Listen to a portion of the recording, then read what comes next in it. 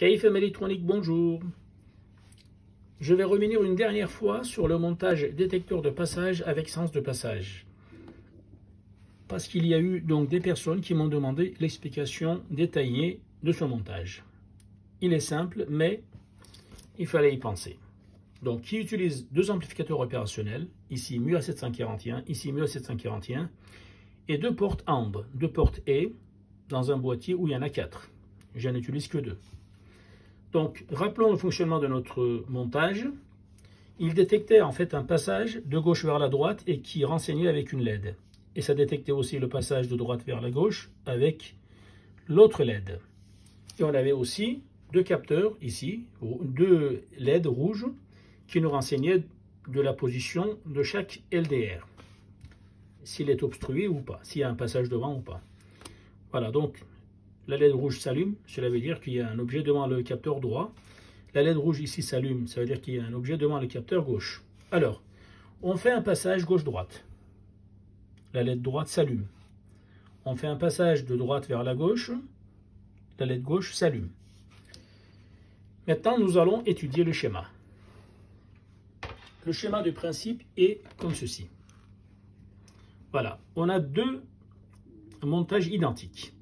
On a l'amplificateur opérationnel, le capteur LDR1, la porte gauche-droite, ici l'amplificateur opérationnel 2, LDR2, et la porte 2, le passage droite.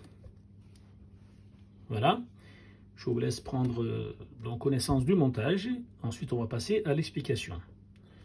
En fait, l'entrée non inverseuse de notre ampli-op, on le règle avec un potentiomètre RV1. Et l'entrée inverseuse de notre amplificateur opérationnel est soumise à une tension au borne de la résistance R1 ici, qui dépend de la tension au borne du capteur LDR1. Donc elle est donnée par la formule VCC, donc 9 volts ici, multiplié par la résistance R1, divisé par la somme totale de résistance LDR1, plus la résistance R1. Donc c'est facile à imaginer. Cette tension va faire quoi? Lorsque le capteur LDR1 n'est pas obstrué, la tension sera maximum, parce que la résistance ici, elle sera minimum. Mais dès qu'il y a un objet qui se présente devant le capteur LDR1, sa résistance va grandir, va augmenter. Et puis donc ça aura pour conséquence de baisser la tension à l'entrée inverseuse. Donc, pour que on bascule à l'état haut notre amplificateur opérationnel, il faut que notre tension de référence soit supérieure à la tension dépendante du capteur LDR1. Dès qu'il y a un objet, cette tension est inférieure à cette tension, donc la sortie passe à 1, passe à l'état haut. Ce n'est pas parfaitement 9 volts. Les amplificateurs opérationnels, ils ont tous un défaut. Il manque toujours 1,5 volts par rapport à la tension VCC et ils n'arrivent jamais à descendre à 0. On a une tension de déchet qui est entre 1 et 2 volts. Alors, la diode DEL1 nous renseigne sur la position de l'objet devant le capteur. Elle s'allume instantanément. Par contre, cet état, on peut le mémoriser, entre guillemets, avec le condensateur C1 et la résistance R3 et potentiomètre RV3. Pour que notre porte ici, la porte 1 de notre quadruple porte, a une entrée mémorisée en fait, pour qu'on puisse donc faire basculer la sortie à l'état haut lorsque l'objet se présente devant l'autre capteur, le capteur suivant, avec donc l'état haut instantané de cet amplificateur opérationnel. Donc les deux étant donc à l'état haut, les deux entrées, la sortie sera à l'état haut.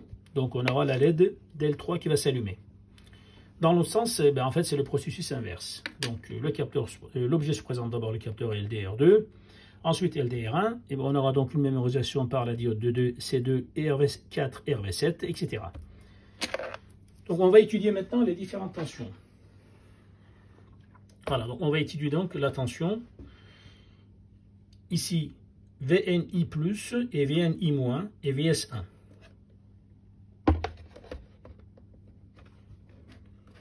L'objet se présente devant le capteur LDR1. Enfin, déjà à l'état initial, et vérifions. Donc l'entrée non inverseuse, on l'a réglée avec le potentiomètre bleu ici. Donc elle est à 4,5 volts. Et ici, on a donc l'entrée inverseuse est à 6 volts. C'est normal que la sortie est à l'état bas.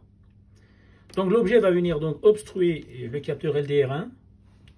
Regardez, tout doucement, tout doucement, tout doucement. Hop. Lorsque cette tension inverseuse est légèrement inférieure à la tension non inverseuse, eh bien la sortie bascule à l'état haut. Parce que ça, V+ est supérieur à V-. Dès que je retire, ça rebascule à l'état bas. Maintenant, on va vérifier la tension mémorisée. Ici, VSMM. Donc, ça veut dire en fait la sortie 1 de l'AI point, dans le AUP1, mémorisé. Donc ici, on va mettre mémoire et on va donc mettre la sortie mémorisée. Donc c'est après la diode, là, là, voilà. Et puis la sortie donc VS1, ici je vais mettre VS1 tout court, tout à l'heure c'était là. Donc VS1 tout court, ben, je vais le mettre ici. C'est notre, voilà. Regardez maintenant les deux tensions, comment ça va évoluer. Lorsqu'il n'y a rien, donc c'est tout à fait normal. On a donc VS1 à l'état bas, VS1M à l'état bas. Mais dès que je vais obstruer le capteur LDR1, vous allez voir, les deux donc sont à peu près à l'état haut, enfin à l'état haut bien sûr, mais sauf que VS1M, à cause de la diode, elle a un léger donc enfin une petite différence. Là on a 5,5 volts et là on a 5 volts. Dès que je retire par contre, normalement, celle-là elle tombe directement à l'état bas, celle-là elle va tomber avec un petit retard. Voilà. C'est ce retard qu'on utilise en fait comme mémoire pour la porte, pour allumer la LED droite ou gauche. Vérifiez de nouveau. La tension de référence reste la même bien sûr, mais ça serait intéressant de voir avec la tension du capteur. Voilà.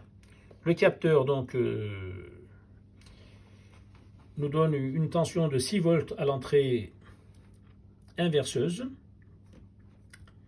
Dès qu'elle baisse à une tension inférieure à la tension non inverseuse de l'entrée de l'ampli-op, les sorties basculent comme suit. Voilà. On peut dire que donc notre tension de déchets à l'état bas est à peu près donc est de 2 volts ici et 2 volts moins la tension de seuil aux bornes de la diode ici LD1, enfin D1 qui est à peu près 1,5 volts. Et la tension donc lorsqu'il n'y a pas d'objet devant le capteur LDR1, on a 5,6 volts à peu près et lorsqu'il y a un objet, eh bien on a que 3 volts.